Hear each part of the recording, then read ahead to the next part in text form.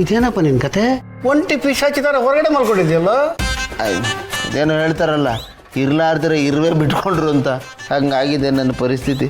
ಎಣ್ಣೆ ಪ್ರಭಾವ ನೀವೇ ನೋಡಿದ್ರಲ್ಲ.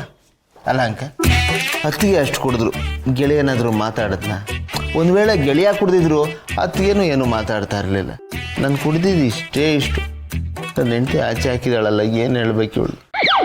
ಇರಲಿ ಬಿಡಿ, ನನಗೆ ಅಭ್ಯಾಸ ಆಗೋಗಿದೆ. ನೀವು ಹೋಗಿ ಮಲ್ಕೊಂಡು. ಇರು. ನೀನು ಒಬ್ಬನೇ ಮಲ್ಕೊಳಕ್ ಬೇಜಾರಾಗತ್ತಾ? ನಾನು ರಗ್ ಬೆಡ್ಶೀಟ್ ಎಲ್ಲ ತರ್ತೀನಿ.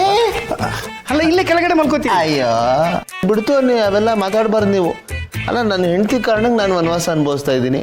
ನಿಮಗೆ ಹೆಂಡ್ತಿನೇ ಇಲ್ಲ, ನೀವ್ಯಾಕೆ ವನವಾಸ ಅನುಭವಿಸ್ಬೇಕು? ಆನಂದಪ್ಪ, ನನಗೆ ಹೆಂಡತಿ ಇಲ್ಲ ಅಂತ ಕಿಚ್ಚಾಯಿಸ್ತಾ ಇದ್ದೀನಿ. ಇಲ್ಲ, ನಿಮ್ಮನ್ನ ಹೊಗಳ್ತಾ ಇದ್ದೀನಿ. ಪುಣ್ಯವಂತರು ನೀವು. ರಾಜಯೋಗ ನಡೀತಾ ಇದೆ. ನಿಮ್ಗೆ ಹೇಳೋರಿಲ್ಲ, ಕೇಳೋರಿಲ್ಲ. ಎಲ್ಲಾದರೂ ಹೋಗು, ಎಲ್ಲಾದರೂ ಬಾ.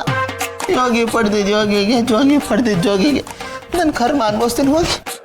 Anandappa, good night. ಶುಭರಾತ್ರಿ. ಇಂದೇ ಡೌನ್ಲೋಡ್ ಮಾಡಿ ಮತ್ತು ನಿಮ್ಮ ನೆಚ್ಚಿನ ಶೋಗಳನ್ನು ಆನಂದಿಸಿ.